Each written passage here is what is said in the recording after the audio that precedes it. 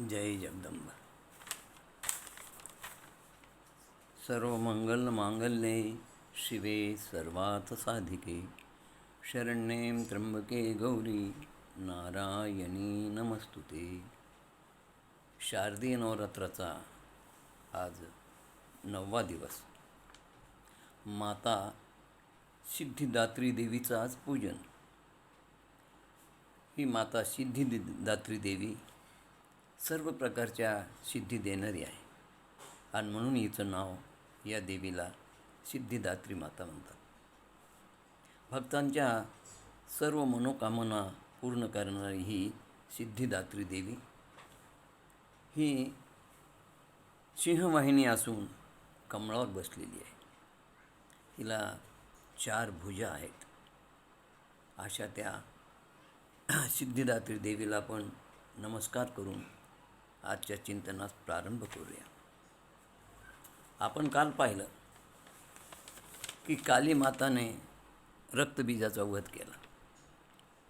चंडमुंड, रक्तबीज सारे पराक्रमी योद्धे मारले गेले. आता शुंभ या युद्धासाठी तयार झाला, परंतु शुंभाचा लहान भाऊ असलेला निशुंभ या निशुंभाने त्याला थांबवलं. तो म्हणाला, दादा तू थांब, मी त्या स्त्रीला ठार केल्याशिवाय परत येणार नाही. शुंभाची आज्ञा घेऊन निशुंभ स्वतः युद्धाला आलेला आहे. भरपूर सैन्य शस्त्रास्त्रासह निशुंभ मैदानावर आला. त्या निशुंभाला पाहून देवी काली मातेला म्हणाली, हे काली, यांचा मूर्खपणा पहा. हे केवळ मरणाकरताच आले हो, त्यासाठी त्यांनी जन्म घेतला. अनेक दैत्याचा वध आणि रक्तबीजाचा वध झालेला पाहूनही हे अमर असल्यासारखं वागत आहेत. हे माझ्या मायेनं मोहित झालेले आहेत आणि विजयाची अपेक्षा करून हे युद्धासाठी येत आहेत म्हणाले. काली या शुंभ निशुंभाचा वध केलाच पाहिजे. सर्व देवता समक्ष तू या दोघांचा वध कर. मी प्रेक्षक म्हणून तुझा पराक्रम पाहणार आहे. तू या दोघांनाही ठार करण्यास समर्थ आहेस. काली मातेने कानापर्यंत धनुष्य ओढला. तिनं बाणानं निशुंभला आच्छादित केलं. त्यावेळी त्याने व इतर दानवांनी ते बाण तोडण्याचा प्रयत्न केला. त्यावेळी त्या सर्व दानवाशी काली माता तुंब युद्ध करत होती. त्यात सिंहाने आपला सहभाग नोंदवला. त्याने अनेक दानवांना फाडून त्यांचे तुकडे तुकडे केले.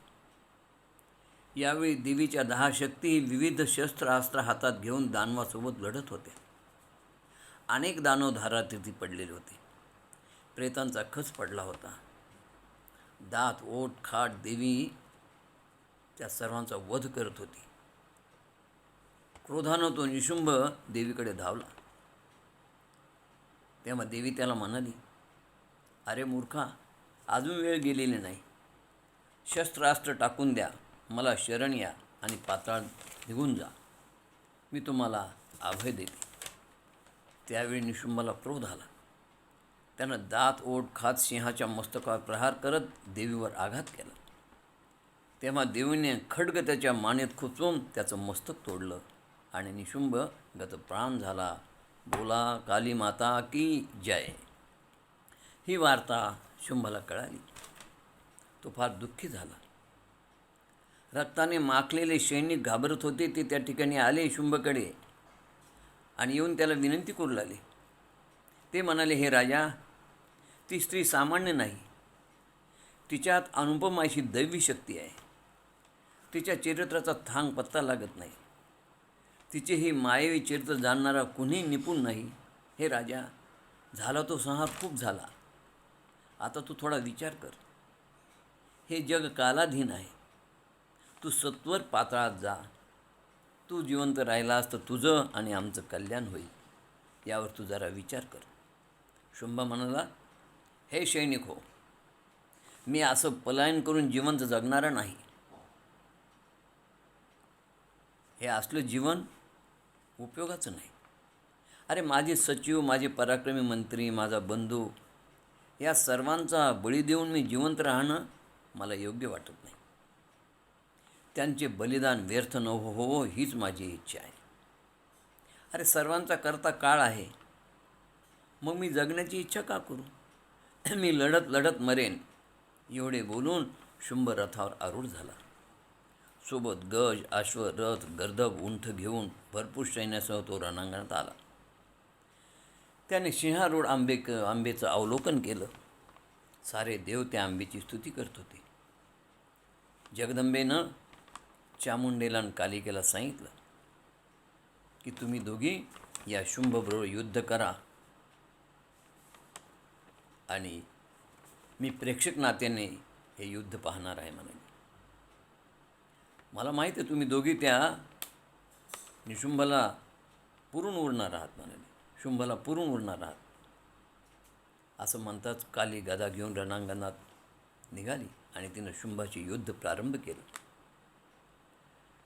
या कालिकेनं दैत्यराजावर त्या शुंभावर जोराने प्रहार केला. त्याचा रथ मोडला. कालिकेने त्याच्या रथाचे गर्दभ ठार केले. त्यांचा सारथी ठार केला. इकडे अन्य असुराबरोबर चामुंडाही त्वेषाने लढू लागलेली आहे.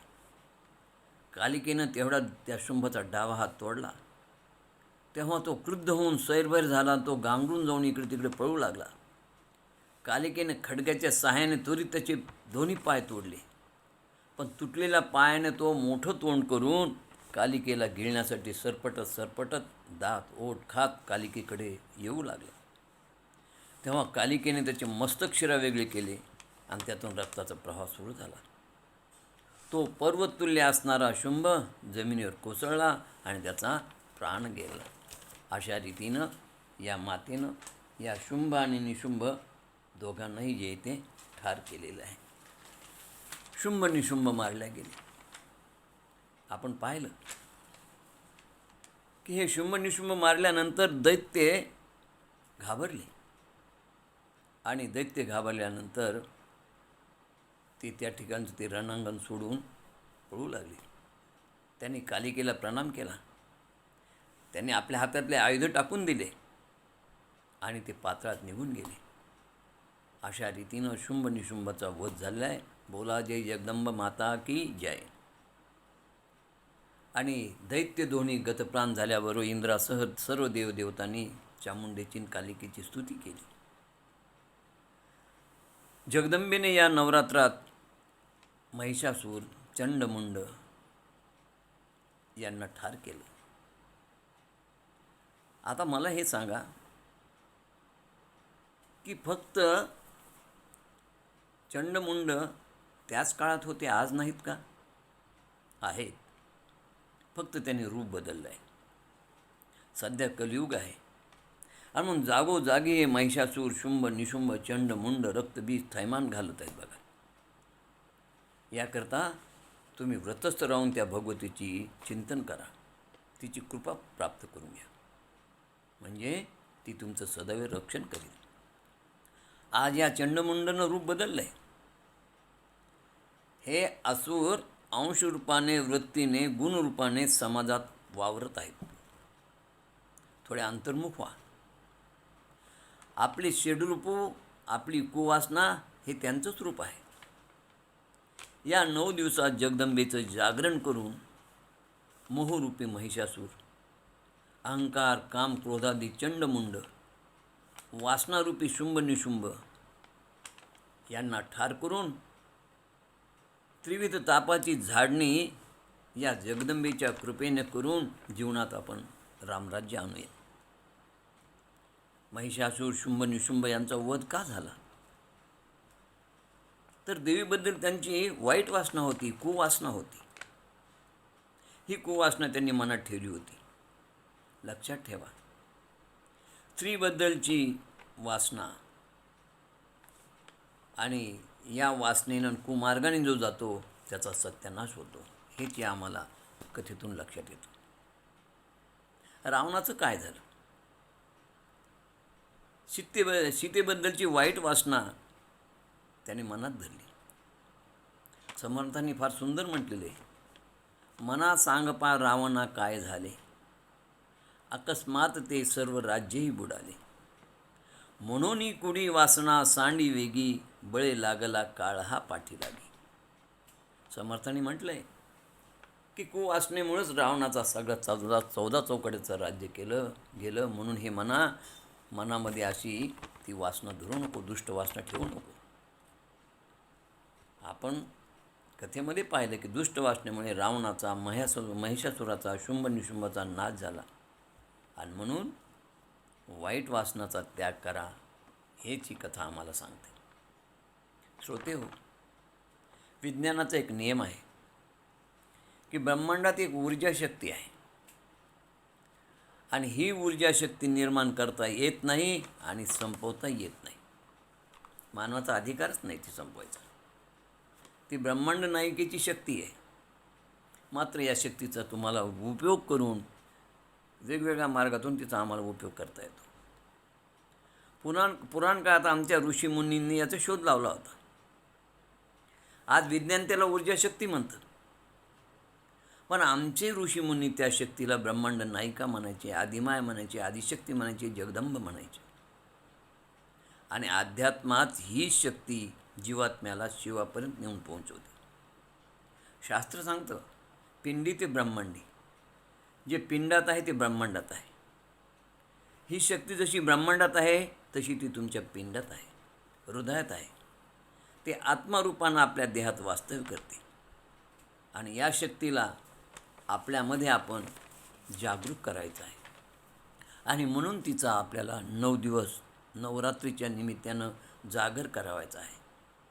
मी तर म्हणे 9 दिवस नवरात्रीचा जागर करून आपण सतत नित्यनियमानं तिचा जागर करायला हवा, तिचा उदोउद करायला हवा, तिचा जय जयकार करायला हवा. आपण ऐकलेलं की पुराणात अनेक ऋषीमुनींनी या शक्तीला जागरूक करून अनेक असाध्य ती कामे साध्य करून घेतली आहे. ती शक्ती आमच्या हृदयात आहे. तिला आम्हाला जागरूक करावायचं आहे, तिला प्रकट करावायचं आहे. आणि त्याकरता हा नवरात्राचा काळ उत्तम आहे. कारण या काळात तिचं अस्तित्व या भूतलावर हजारो पटीत असतं. आणि याकरता या 9 दिवसात तिची उपासना साधना सांगितली आहे. ही आदिमाय आदिशक्ती पूर्ण विश्वाला व्यापून आहे. आणि तिची आराधना करणाऱ्या भक्ताला ती विद्या, यश, लक्ष्मी प्रदान करते. ही शक्ती सदैव आमच्या पाठीशी असते. ती आमचं कल्याण करणारी शक्ती आहे. ती चेतना शक्ती आपल्यात आहे म्हणून आपण कार्य करू शकतो. त्या शक्तीमुळे आम्ही चालू शकतो, त्या शक्तीमुळे आम्ही बोलू शकतो, त्या शक्तीमुळे आम्ही सर्व काही कार्य करू शकतो. ती शक्ती आहे म्हणून आमच्या कानाला ऐकायला येतं. ती शक्ती आहे म्हणून आमच्या डोळ्यांना दिसतं. ती शक्ती आहे म्हणून आमचे हातपाय चालतात. आणि मग अशा शक्तीची आराधना उपासना करावी. तिचा आम्हाला छंद लागावा, तिचा आम्हाला निजध्यास लागावा, म्हणजे तिचा साक्षात्कार होईल. तिचा तुमच्या अंतःकरणात संचार झाला की तुम्हाला दिव्यत्वाची प्रचिती येईल. आणि दिव्यत्वाची प्रचिती आल्यानंतर काय होईल? आता ही दिव्यत्वाची प्रचिती येण्यासाठी आम्ही जसं 9 दिवस नवरात्रीचं जागरण केलं तसं सदैव रोज तिची नित्य उपासना करावी. तिच्या नित्य उपासनेनं काय होईल? तुम्हाला दिव्यत्वाची प्रचिती येऊन तुमच्यातील नैराश्य, नकारात्मकता नाहीशी होईल आणि तुमच्यात सकारात्मक विचाराची जागृती होईल तिच्या नित्यपूजनानं. तसंच तुमचे काम, क्रोध, मद, मोह, अहंकार, दुष्टवृत्ती, वाईट विचारांचं तुमच्या निर्मूलन होईल. 3, हृदयात ती प्रकट झाली की तुमचं चित्त शुद्ध होईल. चित्ताचे मल, विक्षेप आणि दोष हे नाहीसे होतील. 4, तुमच्या वाईट वासना, वाईट विचार, वाईट वृत्ती नाहीशी होऊन रजोगुण, तमोगुण कमी होऊन तुमच्यामध्ये सत्वगुणाची वाढ होईल. तिच्या नित्य उपासनेनं तुम्ही कुकर्माऐवजी सत्कर्म तुमचे वाढतील. सदाचार वृत्ती वाढेल, सद्वृत्ती तुमच्यात निर्माण होईल आणि तुम्ही व्रतस्थ व्हाल. 6, तुमच्या जीवनात आणि तुमच्या घरात मंगल वातावरण निर्माण होऊन तुमच्या जीवनाचं सार्थक होईल.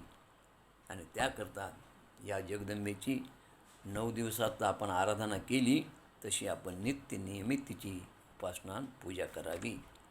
झालेली सेवा जगदंबेच्या चरणी समर्पित, सेवेला पूर्णविराम. जय जगदंब, जय जगदंब, जय जगदंब.